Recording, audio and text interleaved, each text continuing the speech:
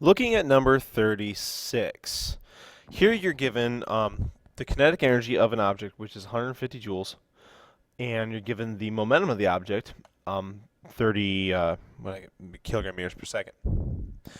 What they are asking you to do is find both mass and velocity for these items, and the problem is you got two variables. We don't like to work with two variables.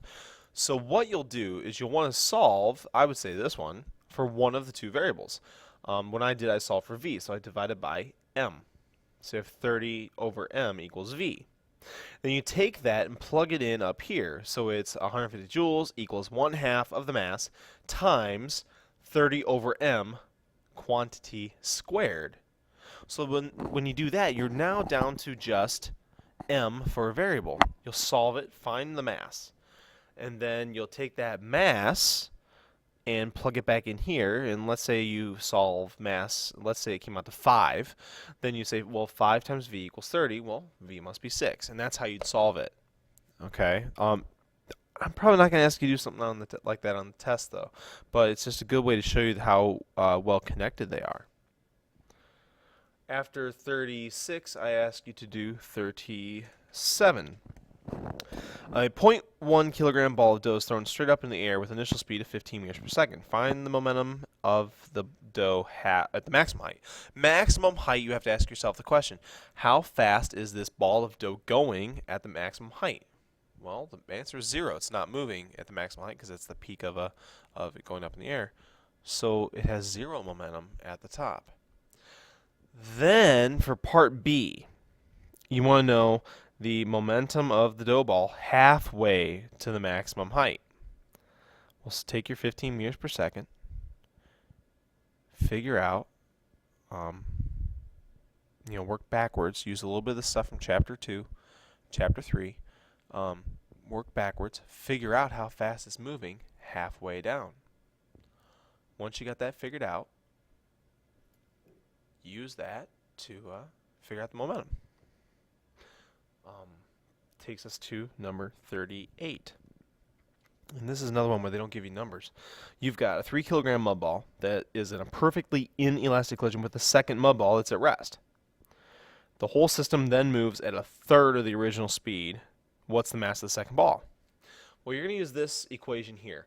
You've got 3 kilogram ball at some speed plus non-moving second ball.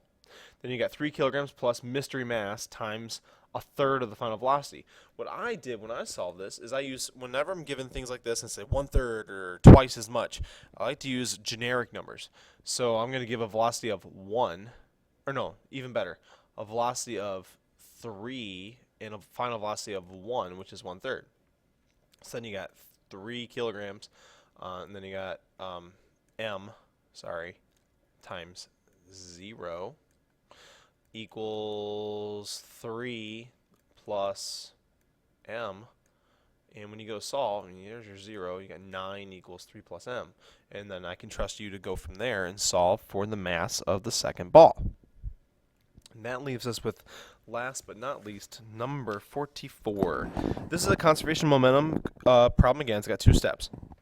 You've got the astronaut and you got the wrench, and initially together they have 0 initial velocity. He throws the wrench away from him, and because momentum is conserved, he moves the other direction. So you're going to use this basic equation right here. Let's clear the screen off. This basic equation. But again, you're switching, you're flip-flopping which side is which here. Initially, they are both not moving, so the astronaut and the wrench will have equal and opposite momenta. So you're given mass and velocity of the wrench. You have mass of the astronaut, find velocity of the astronaut.